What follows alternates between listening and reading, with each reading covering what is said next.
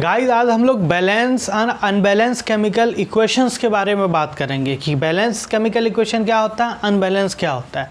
दे दीजिए balance, balanced and unbalance, unbalanced chemical equation, chemical equation. कोई बताएगा अनबैलेंस का दूसरा नाम क्या है? अनबैलेंस केमिकल इक्वेशन का दूसरा नाम होता है स्केलेटल। स्केलेटल, इसको हिंदी में बोलते हैं कंकाली समीकरण, कंकाली समीकरण। ठीक है, आपको ऑलरेडी पता है केमिकल इक्वेशन क्या है। केमिकल इक्वेशन है representation of chemical reaction, symbolic representation of chemical reaction को हम केमिकल इक्वेशन बोलते हैं। ये होता है एक बैलेंस्ड, एक होता है अनबैलेंस्ड। अब एक केमिकल इक्वेशन हम सिंबॉलिक लिख रहे हैं और उससे हम समझते हैं कि कौन बैलेंस है कौन अनबैलेंस है। देखिए आपका C+O2 बराबर क्या होगा, CO2। ये आपका हो गया रिएक्टेंट, ये हो गया आपका प्रोडक्ट। रिएक्टेंट क्या होता है? वो होता है जो केमिकल रिएक्शन में भाग लेता है, उसको बोलते हैं रिएक्टेंट। और प्रोडक्ट वो होता है जो नया सब्सटेंस बनता है। जैसे घर में सब्जी बनाएंगे तो क्या हो जाएगा, या फिर हाँ चलिए सब्जी बनाते हैं। सब्जी बनाएंगे बैगन का, बैगन की सब्जी बनाएंगे तो बैगन, ठीक है, तेल मसाला ये सब आपका क्या हो गया, रिएक्टेंट हो गया। उसको डेगची में डाले, हीट दिए तो इंडोथर्मिक रिएक्शन होगा, बन जाएगा सब्जी। सब्जी आपका क्या हुआ, प्रोडक्ट हुआ। ठीक है, जैसे वाटर बनाएंगे तो हाइड्रोजन, जैसे कार्बन डाइऑक्साइड C+O2 बराबर CO2। जैसे लकड़ी को जलाते हैं तो लकड़ी में कार्बन है, ऑक्सीजन बना दिया CO2, carbon dioxide gas plus राख रहता है। ठीक है, तो ये वाला इक्वेशन देखिए बैलेंस है या अनबैलेंस है, चेक करते हैं। तो बैलेंस केमिकल इक्वेशन वो इक्वेशन होता है जिसमें नंबर ऑफ एटम रिएक्टेंट में, number of atom of reactant बराबर होना चाहिए number of atom of product, जो नया सब्सटेंस बना है। अब देखिए जोड़ते हैं, इधर रिएक्टेंट में कार्बन है और ऑक्सीजन है। तो कार्बन इधर कितना है, 1, ऑक्सीजन इधर कितना है, O2 है, तो 2 ऑक्सीजन एटम है। और इधर प्रोडक्ट में कितना है, कार्बन 1 और ऑक्सीजन 2। तो देखिए इधर भी 2, इधर भी टोटल 3 हो गया, इधर भी टोटल 3 हो गया, कार्बन 1। तो मतलब ये क्या है, बैलेंस केमिकल इक्वेशन है। क्या है, balance chemical equation. Balance chemical equation वो केमिकल इक्वेशन है जिसमें रिएक्टेंट और प्रोडक्ट दोनों में क्या हो, सेम हो एटम। क्लियर। और एग्जांपल लिखते हैं, जैसे Na plus sodium Na plus HCl क्या बना देगा, NaCl, ये H2 रिलीज कर देगा, ये अनबैलेंस हो जाएगा।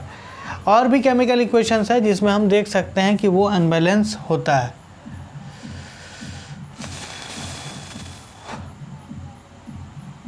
जैसे Na हो जाएगा Na प्लस H2SO4 बना देगा, NaSO4 प्लस H2 रिलीज कर देगा। ठीक है, अब देखिए ये हो गया आपका रिएक्टेंट, ये हो गया आपका प्रोडक्ट। इधर Na 1, हाइड्रोजन 2, सल्फर 1, ऑक्सीजन 4।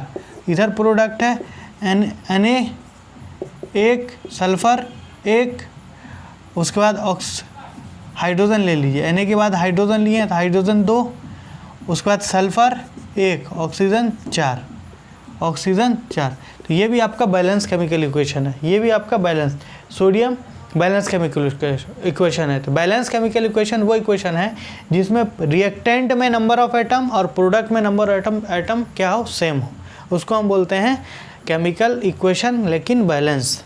अब अनबैलेंस क्या होता है उसको समझिए। अनबैलेंस, बैलेंस आई होप समझ में आ गया होगा, बैलेंस केमिकल इक्वेशन। अनबैलेंस समझते हैं।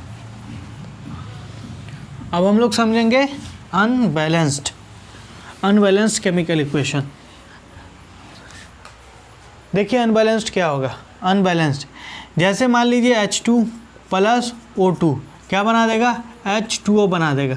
ये आपका रिएक्टेंट, ये आपका प्रोडक्ट। अब देखिए इधर H2, हाइड्रोजन कितना है 2, ऑक्सीजन कितना है 2। इधर देख लीजिए हाइड्रोजन 2, ऑक्सीजन एक, ये क्या हो गया, अनबैलेंस्ड हो गया, ये क्या हो गया, अनबैलेंस्ड हो गया। ठीक है, उसी तरीके से देखिए Mg प्लस HCl क्या बना देगा, MgCl2 प्लस हाइड्रोजन रिलीज कर देगा H2। अब इधर देख लीजिए Mg कितना, 1 H 1 Cl 1, इधर Mg 1 मान लीजिए, Cl कितना हो गया, Cl हो गया 2 और H क्या हो गया 2, तो हो गया फ़र्क हो गया। इधर 3 है, इधर 4 है, टोटल 4 है, इधर 3 है, तो टोटल में भी गड़बड़ी, इंडिविजुअल में भी गड़बड़ी। यहाँ पे Mg 1 है, H 1 है, ये सब अलग अलग है। तो आई होप समझ में आ गया होगा कि बैलेंस इक्वेशन क्या है, अनबैलेंस इक्वेशन क्या है। अब नेक्स्ट लेक्चर में हम लोग देखेंगे कि कैसे हम बैलेंस करते हैं। अनबैलेंस इक्वेशन को स्केलेटल भी बोला जाता है। स्केलेटल इक्वेशन वो इक्वेशन है, कंकाली समीकरण, जिसमें परमाणु की संख्या, एटम की संख्या रिएक्टेंट में और प्रोडक्ट में बराबर नहीं हो, मतलब वो अनबैलेंस है।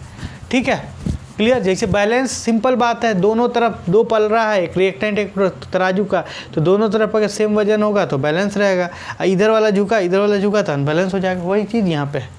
आई होप समझ में आया होगा। अगर समझ में आया तो वीडियो को शेयर एंड लाइक कीजिए। Thank you, have a nice day.